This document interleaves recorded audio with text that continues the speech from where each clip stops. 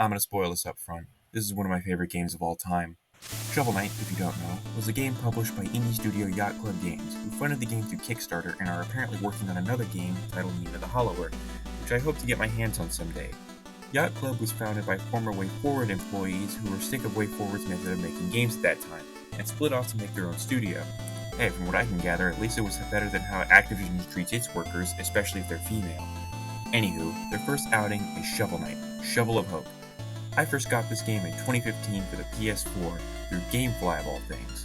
Originally, I wanted Undertale, but since it wasn't out for the PS4 at that time, I settled for Shovel Knight instead, seeing it in a Game Informer magazine and all. I played it till I got to around Mole Knight, I believe, then I traded it in for the Lego Movie the video game of all things. Anyway, I got it again on the PS4 a year later, using a birthday card, and I was surprised that it was now titled Shovel Knight Treasure Trove, and it had 3 campaigns.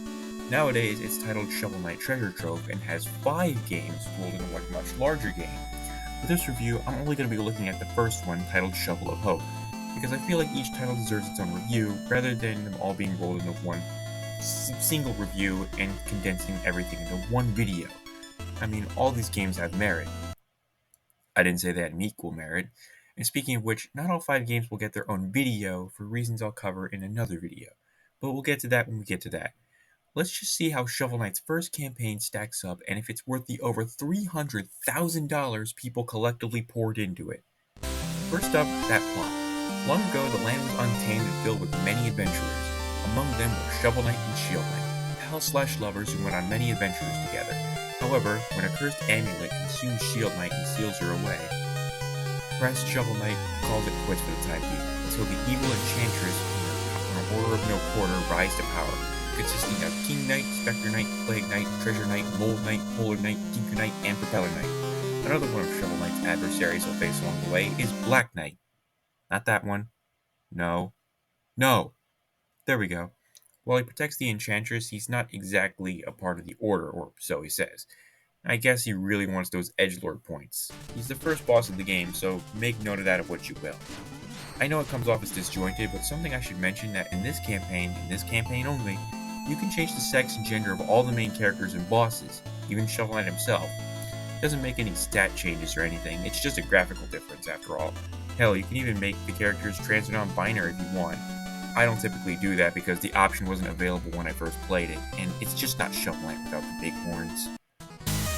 Speaking of graphics, while primitive, I feel like they come from a place of love rather than a place of cheap laziness.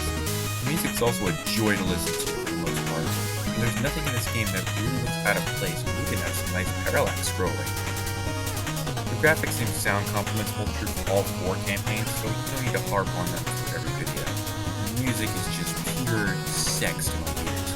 My favorite tracks from this game include Strike the Earth, The Rival, Flowers of Antiquity, of Devious Machinations, and all the Tower of Fate songs. They're all just so good. Shovel Knight is something anyone can look at and at least get a vague hint as to how to control the game. You move, you jump, dig up dirt piles, and you bounce off enemies and blocks with your shovel.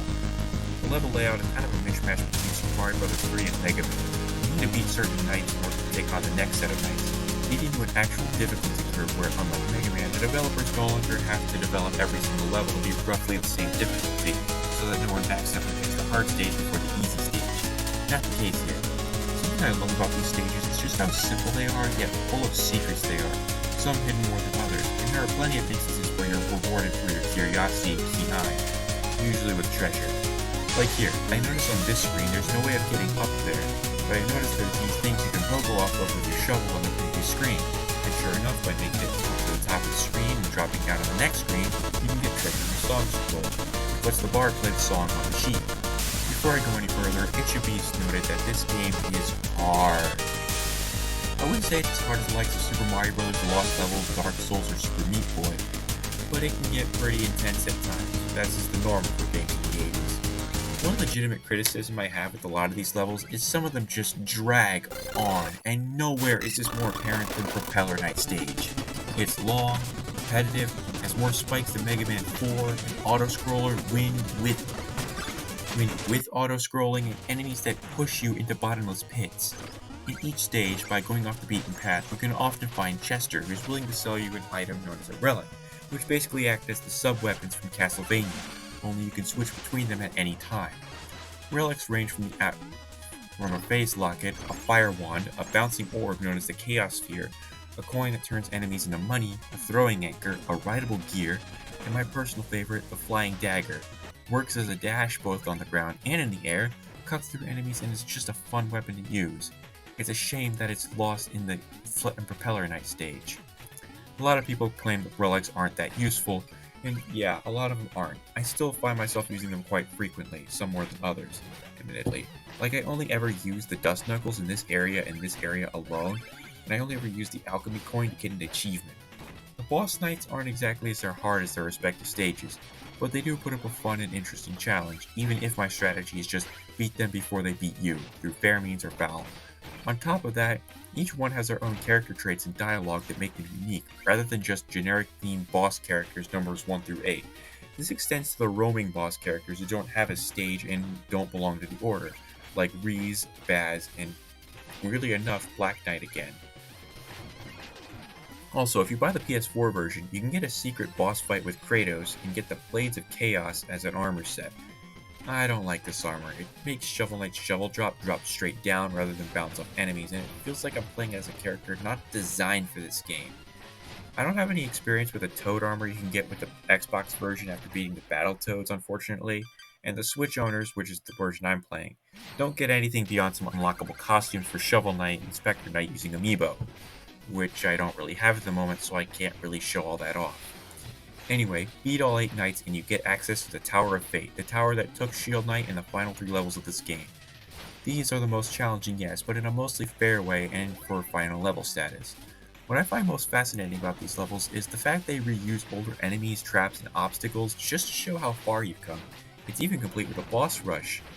Anyway, you make it through and you get to take on the Enchantress, who, plot twist, also spoilers, has possessed Shield Knight, at least until Shovel Knight frees her from the Enchantress's control, after which they have one final battle against the Enchantress's true form, the Remnant of Fate, in which the two team up to curb stomp the boss. In a moment of desperation, the Remnant of Fate tries to attack Shovel Knight, but Shield Knight holds it off just long enough for Black Knight to take Shovel Knight to safety as the Tower of Fate crumbles, and Shield Knight stumbles to Shovel Knight at the end, and they both take a well-deserved rest. Wow, that game was fun, and combining the playstyles of all sorts of games back in the day was just an amazing feature.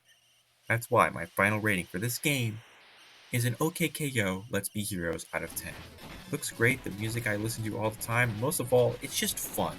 It doesn't take itself too seriously, and it's full of memorable characters who I honestly just can't get enough of. It ages like fine wine, easy to watch and understand, at least to me, and just go play it. It's only $15 standalone and $40 for the Treasure Trove, which is the version I recommend, since you get all the campaigns as well as Showdown in one package.